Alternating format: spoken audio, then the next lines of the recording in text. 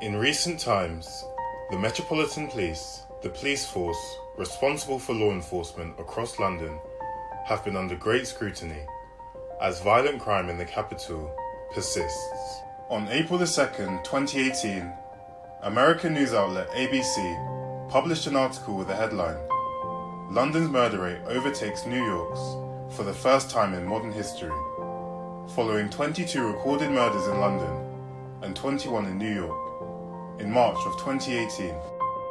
The article even brought a reaction from the Mayor of London, Sadiq Khan, who said he was deeply concerned by the latest figures of knife crime in the capital, but insisted that London remains one of the safest cities in the world. The article shone a light on the issue of violent crime in London, as for decades, the homicide rates between the two cities have been incomparable, but not anymore. And over a year later, by the end of 2019, violent crime in London only got worse. There were 149 homicides, 12 more than the year prior. London's homicide rate in 2019 was 1.67, its highest since 2008. The homicide rate is measured as units of death per 100,000 individuals per year, meaning for every 100,000 people in London, on average, 1.67 of them will be intentionally killed within that year. For context, this is still lower than other major European cities, such as Amsterdam, Belfast, or Marseille. But what brings the most cause for concern are the victims' young ages and the yearly increasing trend of people being killed in the capital.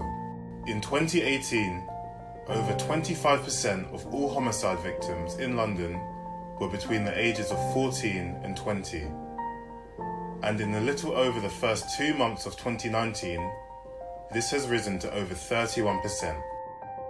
And since 2014, there have been yearly increases in offences involving a sharp object and hospital admissions as a result of injury by a sharp object. Despite this being a countrywide issue, it is most prevalent of an issue in London, seeing the most knife offences per 100,000 people of any region in the country. And examining further, certain areas in London are bigger hotspots for knife crime than others. The borough of Southwark, for example, having more knife offences resulting in injury in 1 year than more than half of the Met Police boroughs had in 2. To answer how we got to this stage, we must first go back to 2008. In 2008, the homicide rate was 2.0 and was the lowest it had been for nearly a decade. But the general public consensus was that much more needed to be done. This led to the Metropolitan Police creating Operation Blunt 2, the operational response designed to tackle knife crime and broader serious youth violence. The tactics comprised of increased search and security measures on members of the public, intelligence-led stop and search operations, targeted enforcement operations on violent individuals and gangs, and improved legislation on the retail sale supply of knives. At this time, Tony Blair was leader of the Labour Party and Prime Minister of the United Kingdom. With the next general election coming up in 2 years' time, the Conservative Party made big assurances to do much more to lower levels of knife crime in London. David Cameron, then leader of the Conservative Party, stated they would fight Britain's knife crime epidemic by automatically jailing all knife criminals. In 2010, the Conservatives would eventually gain power, albeit through the form of a Conservative, Liberal Democrat coalition government. Conservative Member of Parliament, Ken Clarke, admitted that the pledge that anyone caught carrying a knife could expect a jail term would not be implemented, but added that those guilty of using a knife would face a serious jail term. And the data backs this up. An increasing number of knife and offensive weapon offences have resulted in immediate custody. At the same time, fines, cautions, and community service sentences have significantly reduced since 2009. Furthermore, those given immediate custody saw longer sentences, with falls and stays in prison of less than 3 months and increases to 3 to 6 months and longer than 6 months stays in prison. Then 2012 saw the relaunch into Operation Trident, an operation devoted to tackling violent crime in London and to take on gangs more broadly. Commander Steve Rodhouse, the Met's head of gangs and organised crime, said we invested heavily and we changed our strategy. We identified the most harmful gang members and we approached them to give them a choice.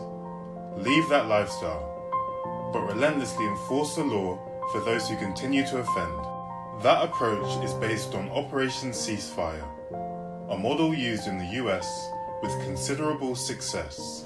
The same idea has been applied in Glasgow, where violent gang members are summoned for a meeting called a call-in. They hear a story of someone affected by youth violence, and they are given a warning that if such violence continues, every member of the gang will find that the police make their lives hell. This led to Glasgow no longer being the murder capital of Europe, and proved effective for Scotland as a whole, seeing 59 homicides in 2018 compared to the peak of 137 in 2005. You would be forgiven for thinking the UK adopted these approaches. Knife crime plummeted to record lows, crisis was averted, and a statue of David Cameron was erected. This wouldn't be wildly inaccurate, besides from the last part, although this was not exactly the case. Between 2008 and 2014, the homicide rate nearly halved, but since then, excluding 1 year in 2016, it has risen every year since. There is no conclusive evidence to determine the reason for the rise in the level of homicide in London. Regardless, this has not prevented speculation and finger-pointing from the media, local communities, and political parties alike as to the main reasons for the rise. For example, falls in stop and searches. Since the peak of nearly 800,000 searches in London between 2008 and 2009, Met Police stop and search numbers have fallen dramatically to under 200,000 a year for the past 5 years. However, there have been multiple studies done that have concluded there is no evidence to support the effectiveness in stop and search reducing the levels of knife crime. Between April and October of 2009, knife crime fell by 24.8% in Islington, where 840 searches were carried out, and rose by 8.6% in Southwark, where there were more than 9,000 searches. Drill music. A popular style of music, especially in London, where the lyrics are often of a violent nature and disrespectful towards others. Unfortunately, many artists who have been involved in this style of music have been killed. Most infamously, the duo of Shoki and M. and most recently, Biz from the group Harlem Spartans. Social media. Social media did exist in the early 2010s, but it has now become an irreplaceable feature of most young people's lives. It can facilitate disputes between gangs, which are broadcasted on a much bigger stage than ever before, which can heighten the embarrassment and desire for retaliation if you're caught on the wrong side of a gang feud, captured and posted on social media. Government financial cuts. Following the 2008 financial crisis, Britain fell into an economic recession. Government austerity policy meant large amounts of spending cuts were made to many services. Youth service funding has fallen by over £420 million, leading to the closure of 600 youth centres, loss of 3,500 jobs, and elimination of 130,000 places in youth centres, as well as cuts to police budgets and police numbers, where despite the rising level of knife violence, police numbers have fallen each year since 2010. So what is being done now, I hear you asking?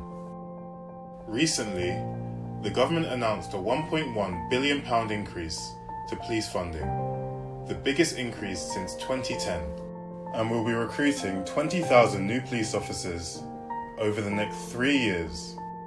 Police will be given more power to stop and search those who have been convicted of knife crime. A new law to make it a legal requirement for public bodies such as police, councils, and health authorities to work together to share data and knowledge to better understand and address the root causes of serious violence. Law changes to move automatic release for violent offenders to the 2/3 point of their sentence, rather than halfway, providing greater assurance to victims and the public that sentences will reflect the severity of their crime. In addition to tougher law enforcement, more investment into early intervention projects to divert young people away from serious violence, building new youth facilities, refurbishing existing youth facilities, and providing more mobile facilities for harder to reach areas. It remains yet to be seen just how effective these measures will be. And with the coronavirus outbreak, it is unknown how that will affect government spending plans. However, what is known is that change is certainly needed in London, and urgently.